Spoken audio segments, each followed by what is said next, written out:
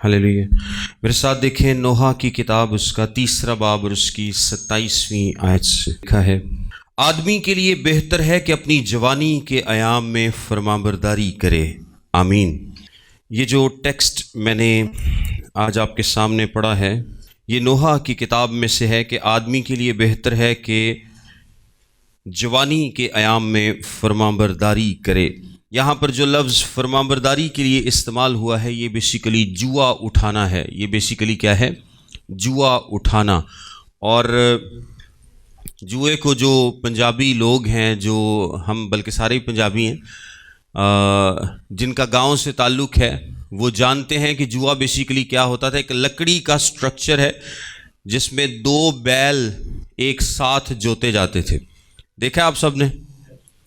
और उन बैलों को फसलों में काम के लिए लगाया जाता था, और ख़ास तौर पर किसी चक्की में उनको लगाया जाता था जिसमें आप गंदम वगैरह निकालते हैं। आजकल तो खैर काफ़ी एडवांस ज़राअत हो चुकी है, लेकिन आज हम इसी प्रिंसिपल से चंद अहम बातों को अपने लिए खुदावंद के कलाम में से सीखेंगे। और ये जो जुआ है, इसमें ये इतना आसान नहीं होता। आपको पता है कि जुआ उठाना जो है वो इतना आसान नहीं होता। अगर आप थोड़ा सा इमेजिन करके देखें तो बेसिकली जो बैल होता है जिसको जुए में जोता जाता है, आपने बैल तो देखा होगा, ढग्गा जिन्हों कहते हैं पंजाबी च, की ख्याल है? तो जवान ढग्गे नूं जुए च लाना सौखा है? नहीं सौखा ना, मुश्किल है, मुश्किल काम है। उसको जुए में लेके आना, उसको उसके अंदर लेके आना, उसको उसमें चलाना शुरू में इतना आसान नहीं होता, मुश्किल होता है। आपको मुश्किल लगती है, इतना आसान नहीं है। लेकिन एक दफ़ा वो जुए में जब लग जाता है, फिर वो आहिस्ता आहिस्ता क्या करता है? सीख जाता है। लेकिन शुरू में मुश्किल होती है। इसी तरह खुदावंद का कलाम हमें फरमाता है कि आदमी के लिए बेहतर है कि वो अपनी जवानी के अयाम में जुए को उठा ले। कब उठा ले? जवानी के अयाम में। इसके बहुत सारे फ़ायदे हैं, हम सीखेंगे साथ साथ। लेकिन इंसानों के लिए भी जुआ उठाना इतना आसान नहीं है। और ये बात आप बच्चे की ज़िंदगी से भी सीख सकते हैं। आप जानते हैं कि एक बच्चे के लिए खाने में क्या चीज़ अहम है, लेकिन बच्चा नहीं जानता। आप जानते हैं कि ये आइसक्रीम, चॉकलेट्स, ये कैंडीज़ हर वक्त इसके लिए खाना ठीक नहीं है। इसके लिए फ़लाँ खुराक जो है वो ठीक रहेगी, लेकिन बच्चा अपना फ़ैसला सही तौर पर नहीं कर सकता। उसके बड़े उसका फ़ैसला कर सकते हैं। इसलिए जब खुदावंद ने हमें ये हुक्म दिया है कि बेहतर है कि तुम जवानी में ही इस जुए में जत जाओ, तो इसका क्या मतलब है कि ये हमारे लिए वाकई ही बेहतर है, ये हमारे लिए ठीक है।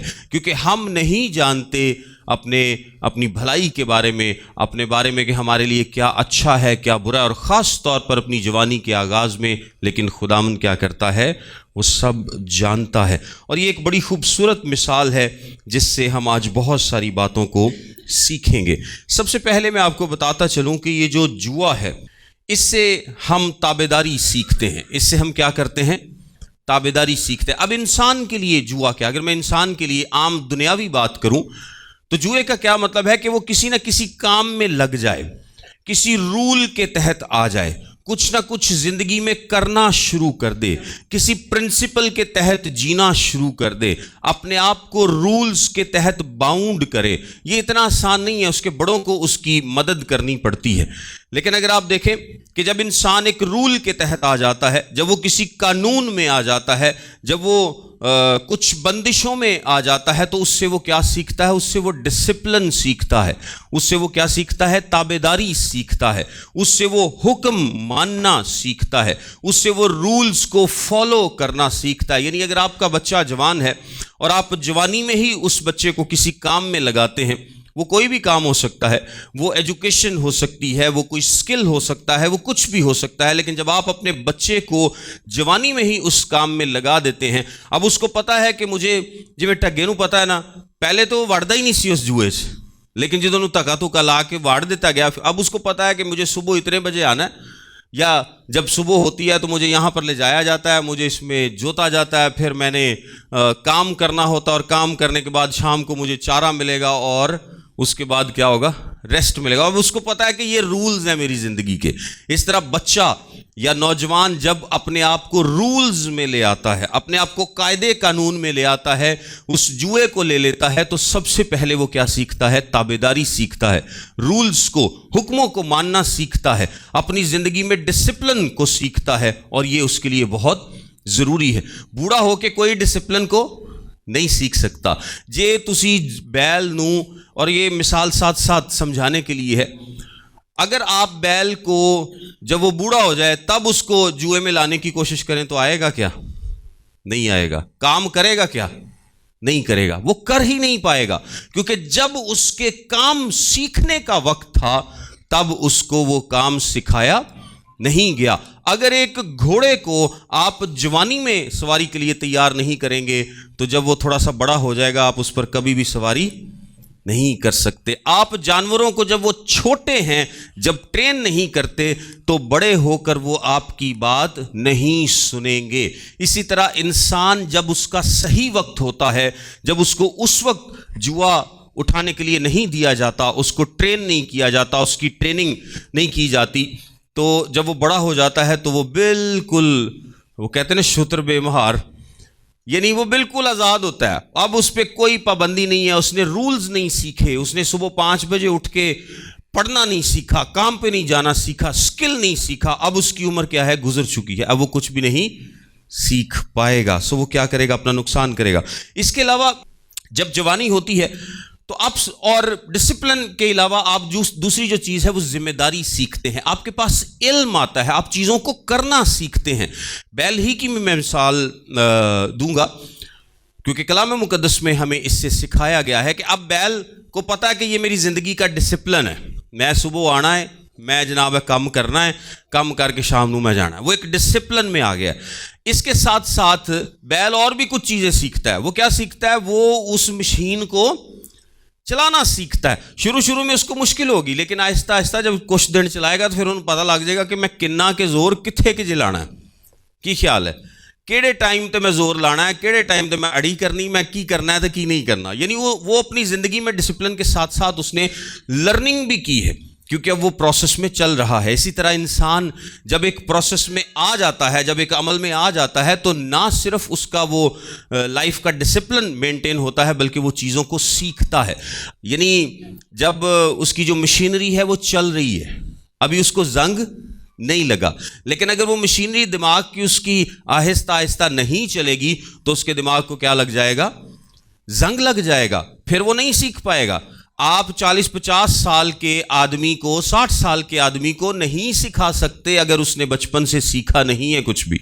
اگر اس نے بچپن سے سیکھنا شروع نہیں کیا تو آپ بڑے ہو کر اس کو کبھی بھی نہیں سکھا سکیں گے, کیونکہ اس کی جو مشینری ہے اس کو گریز نہیں دی گئی, اس کو تیل نہیں دیا گیا, اس کو رواں نہیں کیا گیا, بلکہ اب وہ کیا ہے؟ اب تو وہ زنگ آلود ہو چکی. بوتا زور لاؤ گے تو کی ہوئے گا؟ ٹوٹ جائے گی.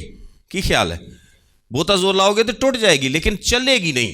سو انسان جب اپنی زندگی میں ارلی ڈسپلن میں آ جاتا ہے تو نہ صرف وہ ڈسپلن میں آتا ہے بلکہ وہ علم حاصل کرتا ہے, وہ سیکھتا ہے. تیسرے نمبر پر, اور یہ علم حاصل کرنا اس لیے بھی ضروری ہے کہ جب آپ زندگی کے اس خطرناک میں اس لیے کہہ رہا ہوں کہ آپ سمندر میں نکل جائیں کشتی لے کے اور آپ کو کشتی چلانی نہ آتی ہو تو آپ کیا کریں گے؟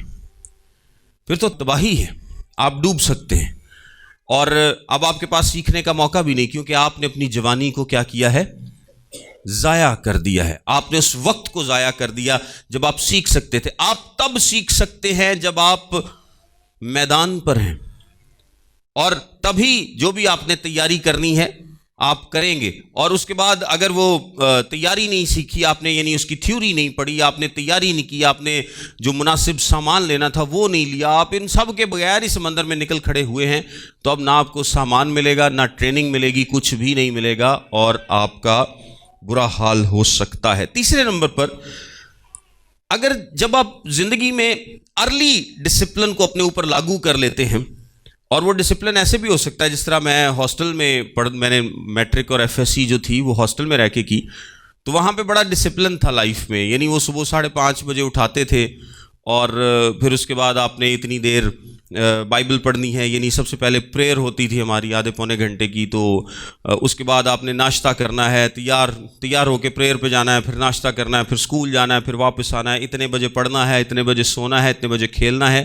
پوری زندگی کا ایک ٹائم ٹیبل تھا۔ تو یہ بیسیکلی کیا ہے؟ ایک جوا ہے جو کہ ارلی اپنے اوپر لے لیا گیا۔ لیکن اس جوئے کا کیا فائدہ ہوتا ہے جب آپ ایک رسپانسبلٹی کو اپنے اوپر لے لیتے ہیں کہ یہ آپ کو سکھا دیتی ہے، یہ آپ کو کیا کرتی ہے؟ زندگی جینا سکھا دیتی ہے، اور آپ کے جو کندھے ہیں وہ بچپن سے بوجھ اٹھانے کے قابل ہو جاتے ہیں، کیونکہ بڑے ہو کر آپ کے کندھے اس لائق نہیں ہوں گے کہ آپ بوجھ اٹھا سکیں۔ اگین بیل کی مثال سے، کہ اگر بیل اس کو جوانی میں بالکل جب وہ ابھی ینگ ہے جوئے میں نہیں لایا گیا تو بوڑھا ہو کر وہ اس کے جو کندھے ہیں اس لائق نہیں ہوں گے کہ وہ بوجھ اٹھا سکے، اس کے وہ زخمی ہو سکتا ہے، وہ گر سکتا ہے، اس کا مسل مضبوط نہیں ہوا۔ لیکن جب آپ کلام کے مطابق لکھا نا کہ بچے کی اس راہ پر تربیت کر، لڑکے کی جس راہ پر اسے جانا ہے وہ بوڑھا ہو کر بھی اس سے نہیں مڑے گا۔ جب آپ بچپن سے ایک ٹریک پر چل پڑتے ہیں، ایک سمت میں چل پڑتے ہیں، ایک ڈائریکشن پر چل پڑتے ہیں، اور پھر اس میں محنت کرتے ہیں، اس جوئے میں کام کرتے ہیں، اس کو اپنے اوپر لیتے ہیں، تو پھر کیا ہوتا ہے؟ آپ کے مسل ٹرین ہوتے ہیں، آپ کے مسل بوجھ اٹھانا سیکھتے ہیں، اور پھر کل جب کو آپ کے بچوں پر جب وہ بڑے ہوں گے، ذمہ داریاں آئیں گی، جب وہ بوڑھے ہوں گے، جب وہ اور زیادہ عمر میں جائیں گے، تو ان کو مشکل نہیں ہوگی، کیونکہ انہوں نے بچپن سے سیکھ رکھا ہے کہ کیسے بوجھ اٹھایا جاتا ہے، کیسے چیزوں کو لیا جاتا ہے۔ خیر یہ تو چند باتیں ہیں جو کہ دنیاوی تعلق سے تھیں، لیکن چونکہ ہم کرسچن کانٹیکسٹ میں اس کو دیکھیں گے کہ مسیحی کانٹیکسٹ میں اپنے اوپر جوا اٹھانا کیا ہے، اور یہ کیوں کہا گیا ہے کہ جلد جوا اپنے اوپر لے لیا جائے، جلد جوا اپنے اوپر لے لیا جائے۔ اچھا، مسیحی کانٹیکسٹ میں آپ کو ایک بات بتاتا چلوں کہ مسیحی کانٹیکسٹ میں کلام کے مطابق آپ کو ایک جوا تو لینا پڑے گا، ایک جوا تو لینا پڑے گا، یا تو وہ ابلیس کا جوا ہے یا پھر وہ یسوع کا جوا ہے، یا ابلیس کا جوا ہے یا پھر یسوع کا جوا ہے۔ ان میں تھوڑا سا فرق ہے۔ فرق کیا ہے؟ کہ ابلیس کا جوا آپ نے اکیلے اٹھانا ہے۔ اب میں جسمانی بات نہیں کر رہا، میں روحانی معنوں میں بات کر رہا ہوں۔ ابلیس کا جوا جو ہے وہ کس نے اٹھانا ہے؟ آپ نے اکیلے اٹھانا ہے۔ اس میں آپ کے ساتھ دوسرا بیل نہیں ہے، اس میں آپ اکیلے ہیں، اور بوجھ بھی سارے کا سارا کس پر ہے؟ آپ پر ہے۔ آپ کو حوصلہ دینے والا کوئی نہیں ہے، آپ کا ساتھ دینے والا کوئی نہیں ہے، بلکہ آپ کو کنڈیم کرنے والا، آپ پر الزام لگانے والا ایک شخص ضرور بیٹھا ہے، جو کہ آپ کے اس جوئے کو مشکل سے مشکل بناتا جائے گا۔ اور وہ کون ہے؟ وہ ابلیس ہے۔ وہ آپ کو گناہ کے بوجھ کے نیچے ایسا دبائے گا کہ یہ جوا آپ کے لیے اٹھانا مشکل ہو جائے گا، اور ایک دن آئے گا کہ آپ اس جوئے کے نیچے آ کر دب کے مر جائیں گے۔ یہ جوا آپ کو کیا کرے گا؟ مار دے گا۔ لیکن دوسری طرف جو جوا ہے وہ یسوع مسیح کا جوا ہے۔ وہ کون سا جوا ہے؟ یسوع مسیح کا جوا ہے۔ اور متی کی انجیل میں کیا لکھا ہے؟ 11ویں باب کی 28ویں اور 29ویں آیت میں لکھا ہے، اے محنت اٹھانے والوں اور بوجھ سے دبے ہوئے لوگوں، سب میرے پاس آؤ، میں تم کو آرام دوں گا۔ میرا جوا اپنے اوپر اٹھا لو اور مجھ سے سیکھو، کیونکہ میں حلیم ہوں اور دل کا فروتن، تو تمہاری جانیں آرام پائیں گی، کیونکہ میرا جوا ملائم ہے۔ میرا جوا کیا ہے؟ کہیں ملائم ہے، اور میرا بوجھ ہلکا ہے۔ اب اس کی وجہ پتہ کیا ہے؟ اس کی وجہ یہ ہے کہ ہمارے ساتھ جوئے میں 2 بیل ہوتے تھے نا، ہم اس جوئے میں اکیلے نہیں ہیں، ہم اس جوئے میں اکیلے نہیں ہیں، ہمارے ساتھ کون ہے؟ یسوع ہے۔ اور جب دونوں بیلوں کو جوتا جاتا تھا تو جو اندر والی سائیڈ کا بیل ہے اس پر وزن کم آتا تھا، اور باہر والے بیل پر زیادہ وزن، یعنی اس کا زیادہ زور لگتا تھا۔ تو ہم جو نیا بیل ٹریننگ کے لیے وہ لے کے آتے تھے اس کو ہمیشہ اندر والی سائیڈ پہ رکھتے تھے، اور جب وہ ٹرین ہو جاتا تھا تو پھر اس کو باہر والی سائیڈ پر کیا جاتا تھا، تاکہ اب وہ کسی اور کی مدد کر سکے۔ اس جوئے میں جو یسوع مسیح کا جوا ہے، ایک تو یہ ہمارے کندھوں کے لیے کیا ہے؟ मुलायम है। जुआ तो मैंने आपको बताया रूहानी मानों में आपको लेना ही पड़ेगा, या तो आप इब्लीस का जुआ उठाएंगे या फिर यसू मसीह का जुआ उठाएंगे, एक जुआ तो लेना पैना। फर्क यह है कि ओदा जुआ मैं तुहानू दस्सिया है कि वो जुआ नरम ते मुलायम नहीं बल्कि बड़ा सख्त है। लेकिन यसू मसीह का जुआ क्या है? यसू मसीह का जुआ नरम है, मुलायम है, और सबसे बड़ी जो खुशी की बात है वो क्या है कि यसू मसीह खुद हमारे साथ है। इस जुए में ज्यादा बोझ किसने उठाया हुआ है? यीशु मसीह ने उठाया हुआ है।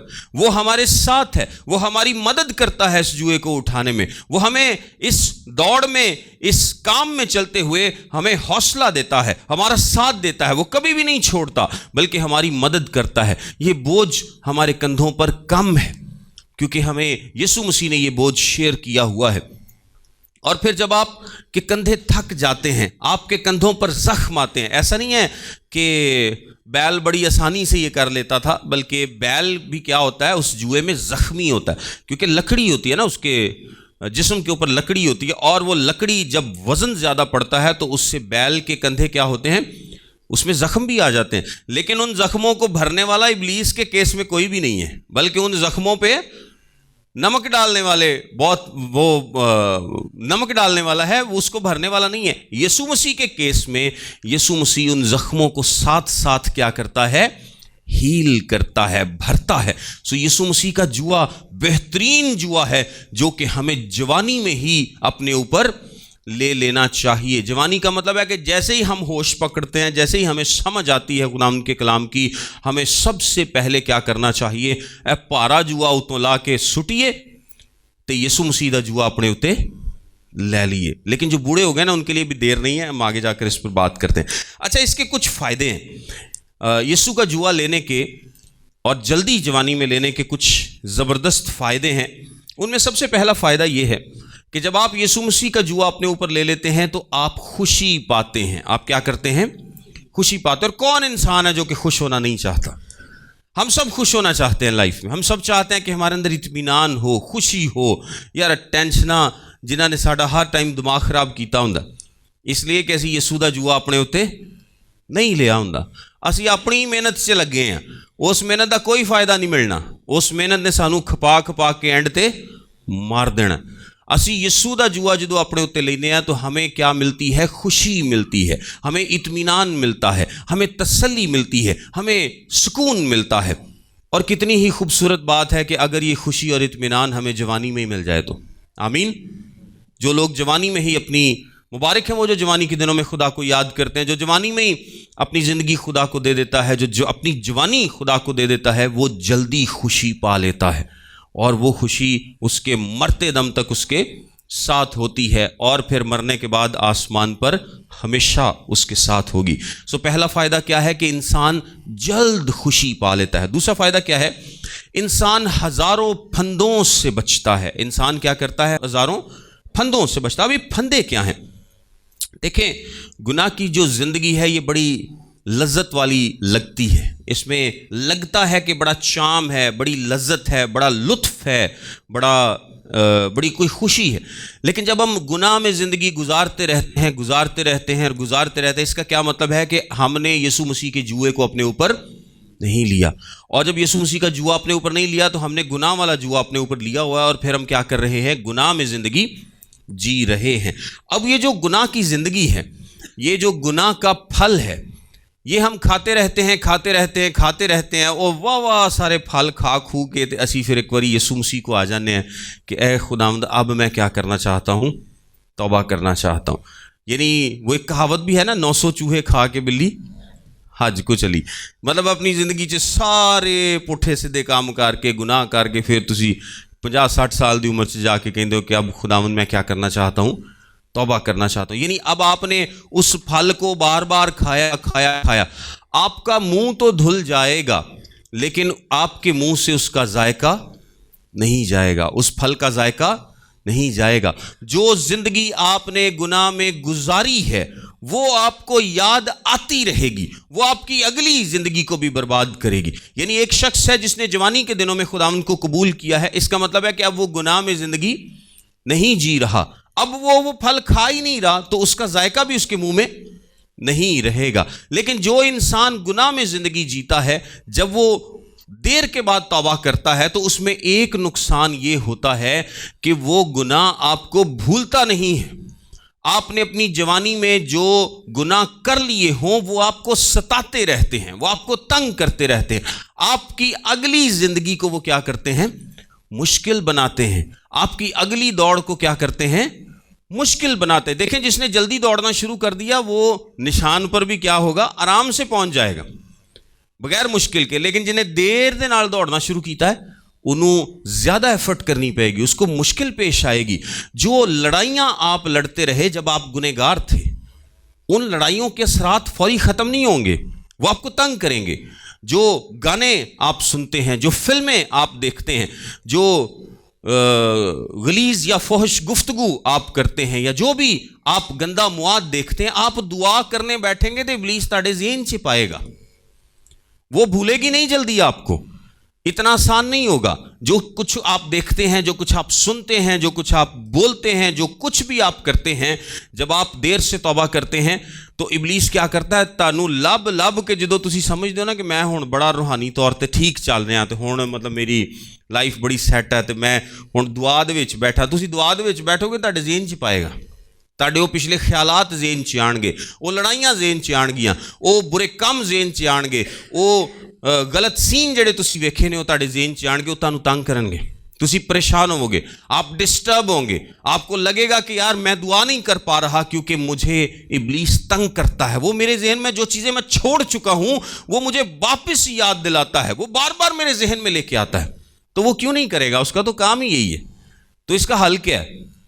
اس کا حل یہ ہے کہ آپ جلدی مسیح کے جوئے کو اپنے اوپر لے لیں اور یہ گناہ والی زندگی نہ جئیں تاکہ آپ کو وہ یاد بھی نہ کرا سکے. جدو تسی بچپن چو جوانی تو ہی خدا نو قبول کر لیا, دا مطلب ہے کہ تسی گناہ والی زندگی جڑی ہے وہ گھٹ گزاری ہے. تو جدو تسی گھٹ گزاری ہے تو یہ مطلب کی ہے, اس کا مطلب یہ ہے کہ آپ کو یاد بھی کم ہی دلا سکے. اس کول آپشن نہیں ہے, جیڑی چیز تسی کدی ویکھی نہیں ہے نا وہ تہاڈے ذہن چ پا نہیں سکدا. لیکن جو آپ نے دیکھ رکھا ہے, جو آپ نے تجربہ کر رکھا ہے, جو گالیاں آپ دیتے رہے ہیں, جو لڑائیاں آپ لڑتے رہے ہیں, جو چگلیاں آپ کرتے رہے, مطلب بڈھی بندہ لڑتے نے مین کیس, تو وہ بعد چ لڑائیاں کر کے عمر کڈ کے بعد چ اینڈ چ توبہ کر بھی لین گے نا, وہ لڑائیاں نہیں بھولنیاں, ان کی یاد آتی رہے گی, وہ ذہن میں آتی رہیں گی, وہ خیال آتے رہیں گے. آپ اپنے بھائیوں بہنوں کے ساتھ زیادتی کی ہے, وہ آپ کے ذہن میں آتا رہے گا. آپ کچھ بھی غلط کرتے رہیں تو آپ کو کیا کرے گا, تنگ کرے گا. سو بہتر کیا ہے کہ انسان جوانی کے ایام میں خدا ان کو قبول کرے تاکہ وہ ان تمام مصیبتوں سے بچ جائے. بہتر یہ ہے کہ انسان تب خداوند کے باغ میں کام کرے جب پتوں پر اوس ہو, جب صبح ہو.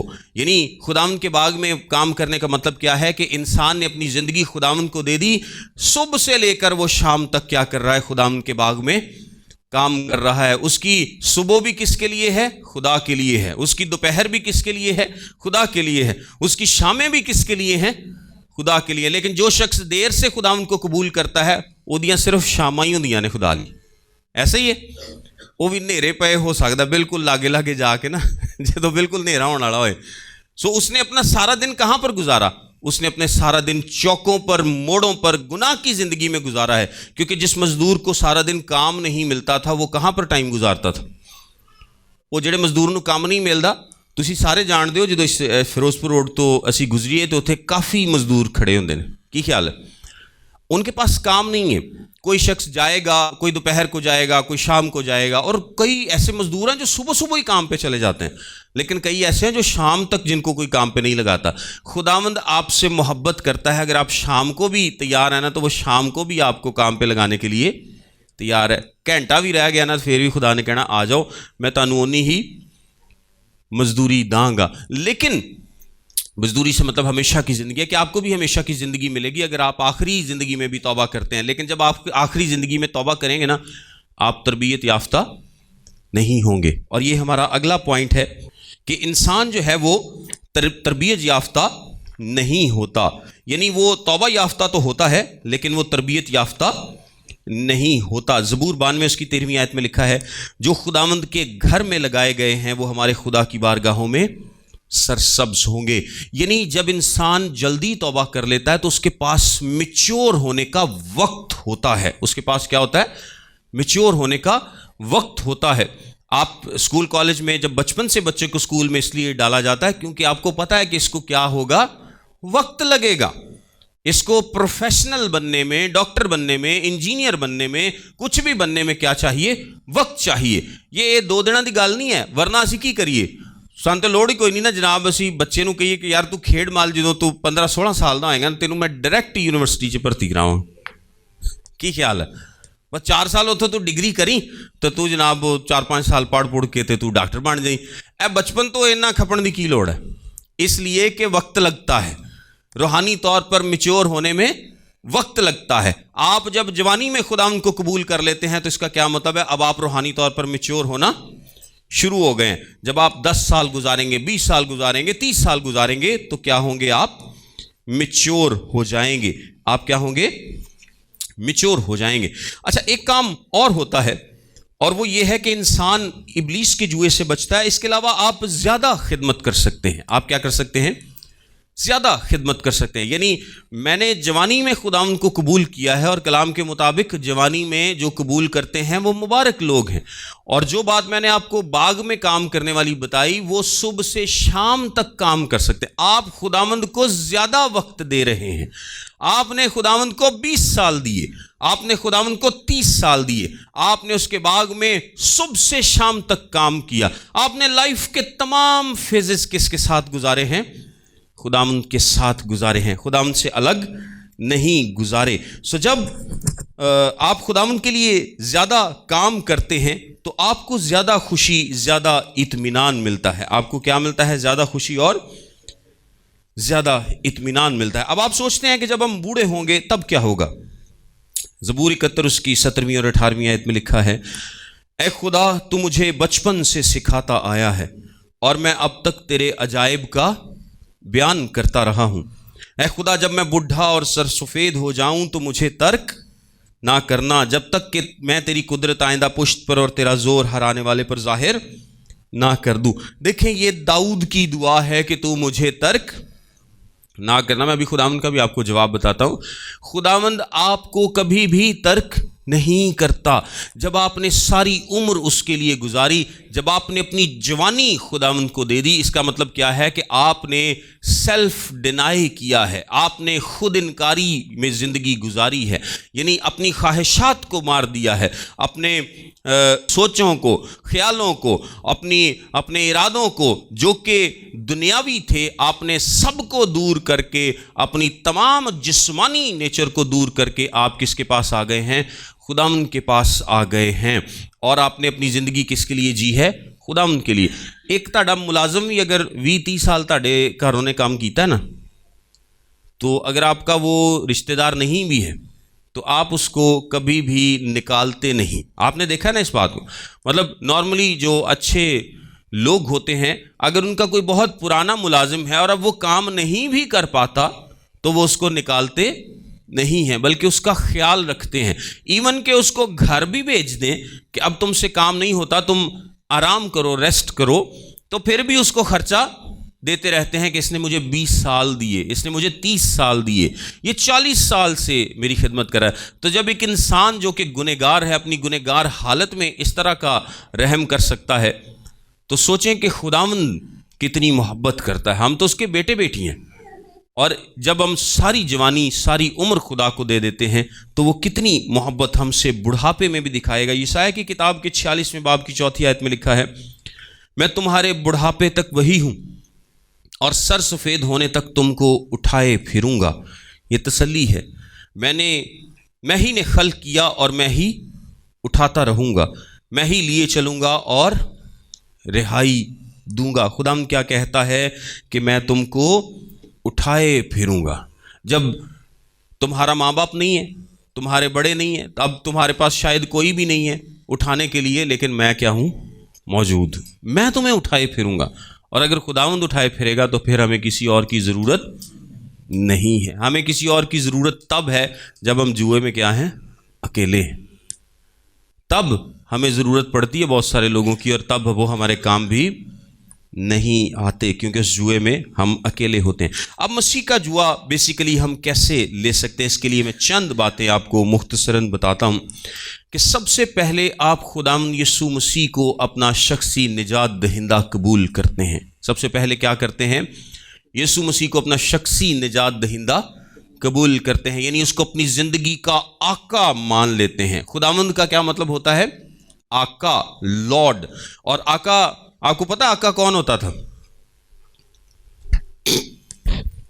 آقا وہ ہے جس کا کوئی غلام ہے، جس کا کوئی غلام ہے۔ اور غلام کون ہے؟ جس کا کوئی آقا ہے۔ مطلب بعض اوقات ایسا ہوتا ہے کہ اسی کتے نوکری کر دے ہوئی ہے تو اسی اتنے کہنے ہیں کہ مینیجر لگے ہیں اتنے، تو اب مینیجر کا کیا مطلب ہے؟ مینیج کرنے والا، جو ایک ٹیم کو مینیج کر رہا ہوتا ہے۔ تو تھلے کنے بندے نہیں، تھلے کو نہیں، میں بس کلا ہی مینیجر ہوں۔ تو کلا بندہ مینیجر نہیں ہوں کیونکہ ایک ٹیم ہے نا جنہوں وہ مینیج کر رہا ہے، تو پھر تو سمجھ آتی کہ چلو ٹھیک ہے بندہ اتنے مینیجر ہے یا جنرل مینیجر ہے یا فلانا مینیجر ہے۔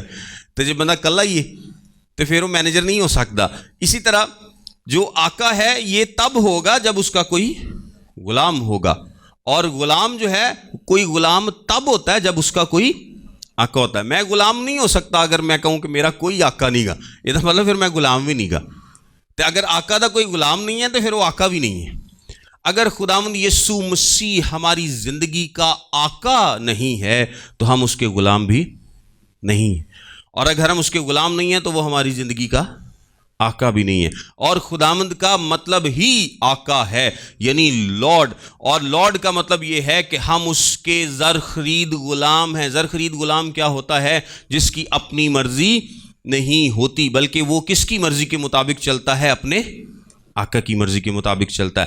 اب خداوند کو آقا مان لینے کا، خداوند کو، یسوع مسیح کو اپنا خداوند مان لینے کا مطلب کیا ہے؟ کہ آج کے بعد میری مرضی نہیں، میں جوا لینے کو اپنے اوپر تیار ہوں۔ آج کے بعد میں جو کروں گا میں کس کی مرضی سے کروں گا؟ خداوند یسوع کی مرضی سے کروں گا۔ میریاں مرضیاں، میریاں خواہشاں، میرا سارا کچھ پہ ہے۔ آج کے بعد وہی کروں گا جو میرا آقا مجھ سے کہے گا۔ سب سے پہلا کام آپ کیا کرتے ہیں کہ آپ خداوند یسوع مسیح کو اپنا خداوند اور آقا اور بادشاہ تسلیم کرتے ہیں۔ آج کے بعد آپ کی مرضی نہیں بلکہ اس کی مرضی آپ کی زندگی میں پوری ہوگی، اور ہم بہترین طور پر جانتے ہیں کہ اس کی مرضی ہمارے لیے کیا ہے؟ اچھی ہے، کیونکہ وہ گڈ گاڈ ہے، وہ اچھا خداوند ہے۔ وہ دوسرے معبودوں جیسا نہیں ہے، بلکہ وہ اتنی محبت کرتا ہے کہ اس نے ہمیں اپنے بیٹے بیٹیاں بنایا اور مسیح کے ساتھ ہمیں میراث میں شامل کیا ہے۔ کوئی آقا ایسا نہیں ہے جو سوٹی پھاڑ کے تاڑے پیچھے لگا رہے، بلکہ یہ ایسا آقا ہے جس نے اپنی جان تک آپ لوگوں کے لیے دے دی اور اپنے خون سے آپ کو خریدا۔ غلام کی ہمیشہ ایک قیمت ہوتی تھی، آپ قیمت دے کے غلام خریدتے تھے، ادروائز غلام نہیں۔ اس لیے ہم کہتے ہیں نا زر خرید غلام۔ زر خرید کا مطلب ہے پیسوں سے خریدا ہوا غلام۔ تو یسوع مسیح نے کیڑے پیسے دیتے ہیں؟ اس نے اپنا خون دیا ہے، اس نے اپنے خون سے ہمیں خریدا ہے۔ جوئے میں سب سے پہلے ہم خداوند یسوع مسیح کو قبول کرتے ہیں اور پھر ہم اس کی مرضی کو جاننا شروع کرتے ہیں۔ جس طرح بیل ہے نا، جب وہ ایک دفعہ جت جاتا ہے تو اس کے بعد وہ پھر سیکھنا شروع کرتا ہے۔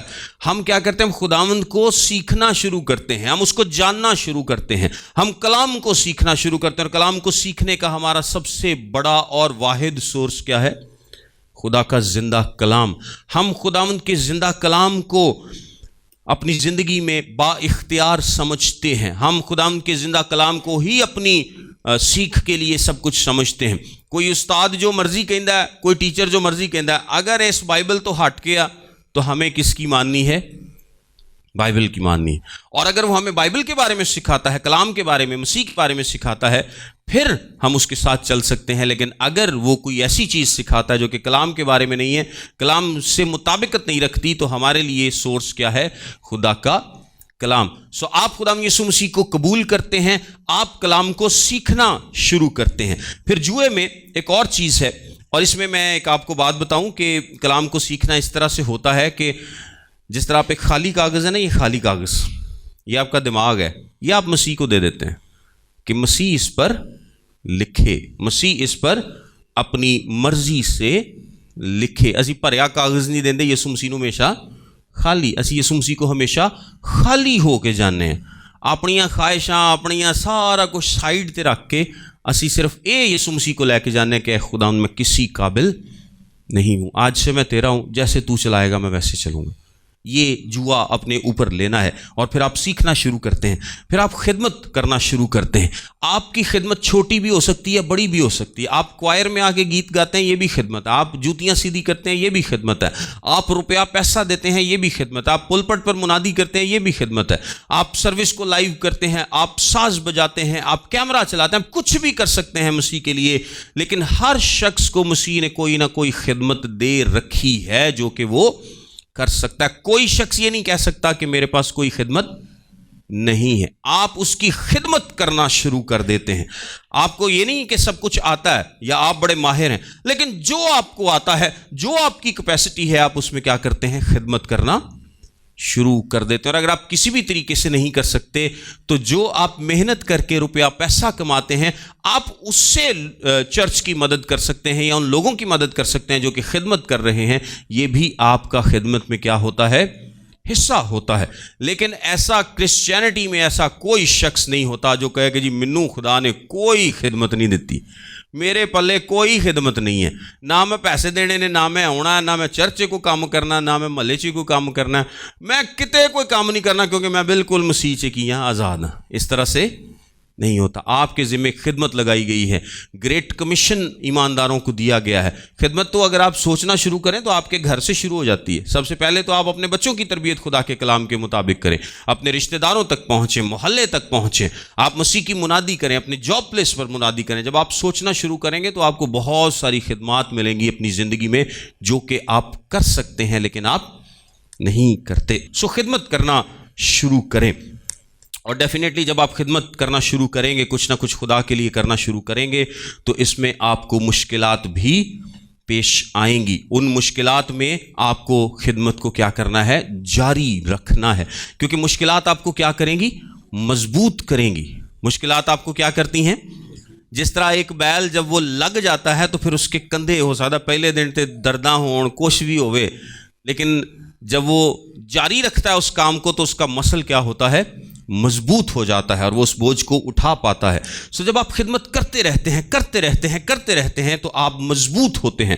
جب آپ اگر میں آپ کو داؤد کی مثال دوں تو داؤد کی زندگی، اگر آپ داؤد کو لیں، اپنے اندر کے داؤد کو لیں، اپنے اندر کے داؤد کو بھیڑے چرانے بھیجیں، اس کے بعد اس کو جاتی جولیت سے لڑنے بھیجیں، جاتی جولیت سے لڑنے کے بعد اس کو ساؤل کے سامنے بٹھائیں کہ تاڑے تے نیزہ سٹے، پھر انہوں ساؤل دے اگوں نساؤ، پھر اپنے اندر کے داؤد کو بیابانوں میں بھیج دیں کہ ساؤل اس کا پیچھا کرے. اس کی زندگی جب اتنی مشکلات سے گزرے گی، جب ان حالات کو دیکھے گی، تو اینڈ پر کون سا شخص تیار ہوگا جو اسرائیل کی بادشاہی کرنے کے قابل ہوگا؟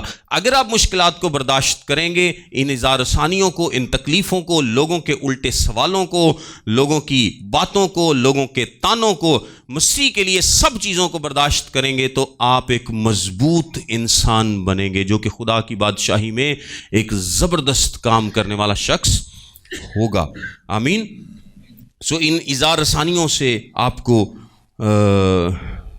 بالکل بھی گھبرانا نہیں. آپ کو روحانی کشمکش بھی ہو سکتی ہے جب آپ مسیح کو قبول کرتے ہیں، جب آپ سیکھنا شروع کرتے ہیں، جب آپ خدمت کرنا شروع کرتے ہیں، جب آپ اظہار ثانی مشکلات کو برداشت کرتے ہیں، آپ کو روحانی کشمکش بھی ہو سکتی ہے. لیکن اس کے لیے بھی آپ کو کس کے پاس آنا ہے؟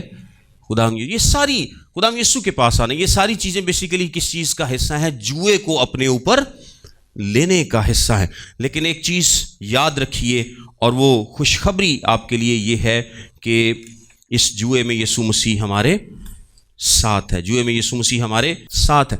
میں آپ سے لاسٹ میں یہی کہوں گا کہ ابھی بھی ہمارے پاس وقت ہے، ابھی بھی ہمارے پاس وقت ہے کہ ہم اس جوئے کو اپنے اوپر لے لیں.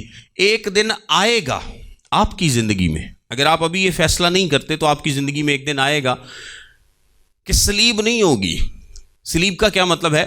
کہ آپ کی زندگی میں مشکل وقت نہیں ہوگا، آپ کی زندگی میں آزمائشیں نہیں ہوں گی، آپ کی زندگی میں اس طرح سے دکھ نہیں ہوگا، وفاداری نہیں ہوگی، اور آپ کے پاس وقت نہیں ہوگا کہ آپ اپنی وفاداری کو ثابت کر سکیں.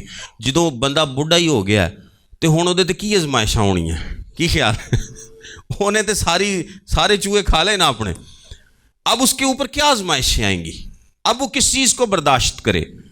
اب وہ کیسے کہے کہ دوست مجھے بلاتے تھے کہ پارٹیز پر چلیں لیکن میں نہیں گیا، وہ کہتے تھے کہ ہم فحش مواد دیکھیں، میں نے نہیں دیکھا۔ اب وہ کیسے کہہ سکتا ہے؟ ہون تے ویسے بھی وہ ویکھن دی عمر ہی نہیں گئی، اب تو وہ کچھ کر ہی نہیں سکتا، اب تو آزمائش ہی نہیں ہے، اب تو وہ مصیبت کا لیول ہی نہیں ہے۔